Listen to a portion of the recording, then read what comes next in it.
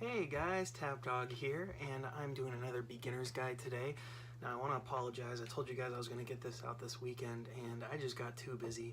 And it takes a long time to film. Well, the filming part's not too long. It takes however long the video is, maybe a little bit more time depending on if I have to reshoot something. But usually I don't. It's a one-take thing.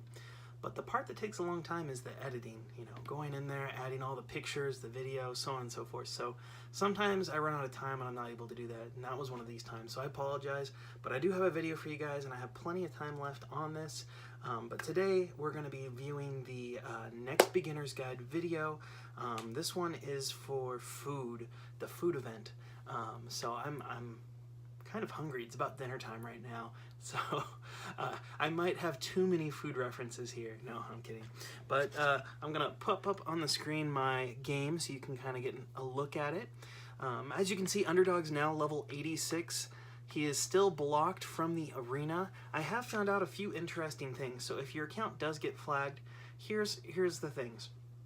First, you can still do Goblin, so that's not blocked, so that's good news. I can still get that Goblin every day. Second, technically you can still do the arena dailies, where as long as you beat someone in the top 20, you get points for it. So it's really tough for me with my account to be able to beat people in the top 20. It's a lot easier when it's the heroic week is what I've found, because when you're in the heroic week, they might be using their larger deck, and there's more often a chance for you to actually counterattack.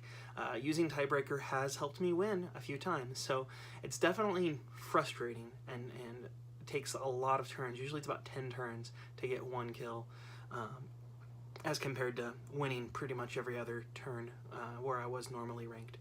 I don't know why Underdog was flagged still. Haven't heard anything from Chin. I don't think I will because of how their new system is.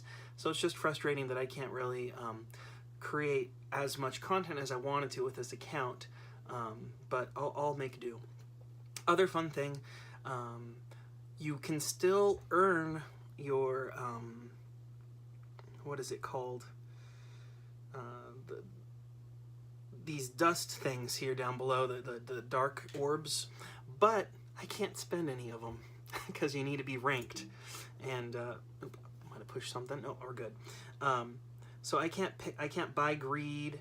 Only thing I can buy are the common boosts, which sounds okay, but I'd rather hope that this gets unblocked so I can buy some more health. I tried buying health today and I couldn't because I didn't have silver requirement, so it's a little bit of a bummer. As you can see, I still have some stars. When my account got flagged, I had about 300 or 400 stars. Now it's down to 124 because, again, you lose 10 times, that's 50 stars there, and you win once, you gain 5 stars back. But definitely not what I would recommend. It's definitely a chore to fight the top 20 players when you don't have a top 20 deck. Besides that, same thing with the heroics. You are able to fight in the heroics, and you actually do earn your coins.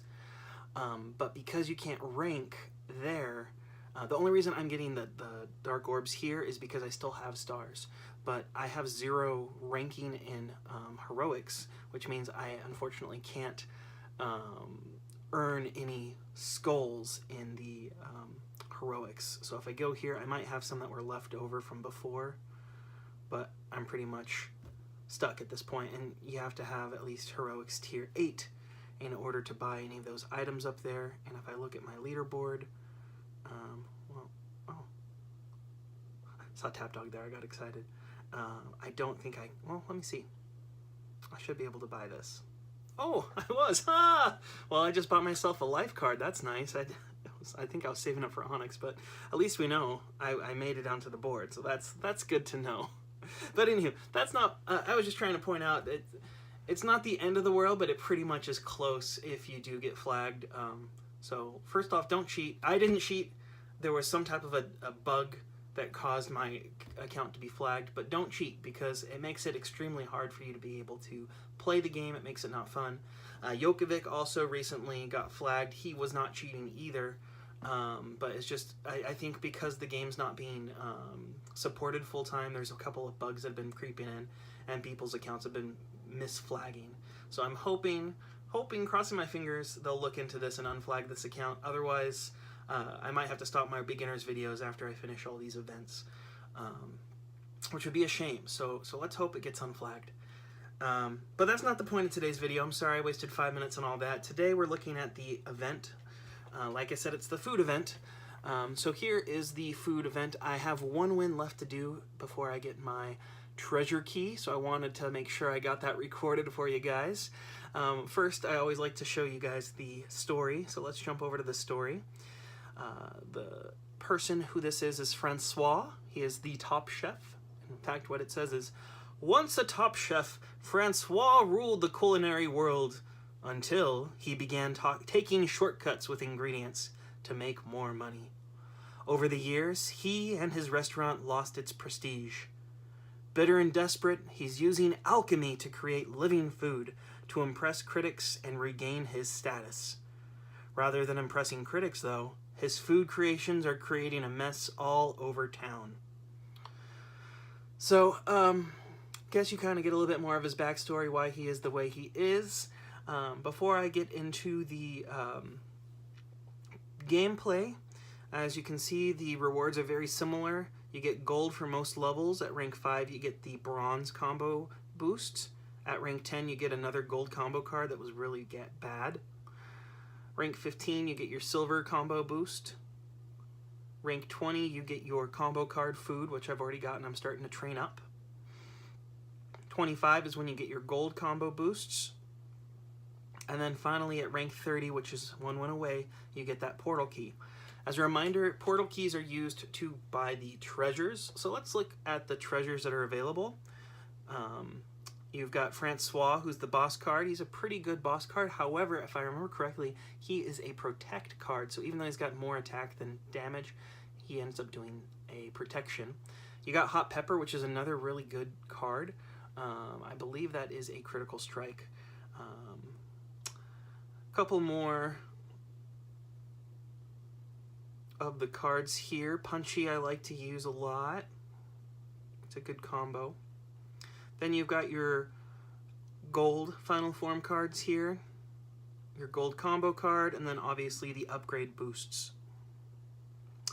Alright, but let's go into battle. I've noticed as I've gotten further into these events, they are getting harder to play against, so I like that they have an increased level of fighting ability as you get further along. Alright, we'll start with Superhero and Metal.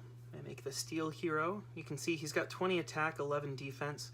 I still haven't died fighting one of these guys, but it has had a couple of close calls, which is silly to say now because I'm going to beat him in 3 turns, but the point still stands. So, just like the other ones, you get some gold for beating them, you get some experience for beating them, and then finally you get your tier progression, which in this case I've finished tier 30. I got my portal key. And I don't know how many portal keys I have. Let me see. I've got 3. Why don't, I like food. I'm trying to decide. Yeah, I'll open one chest for you guys, and then I think I'm going to spend most of them on space, because space is a better combo card than food. But I might as well open one chest and see what happens.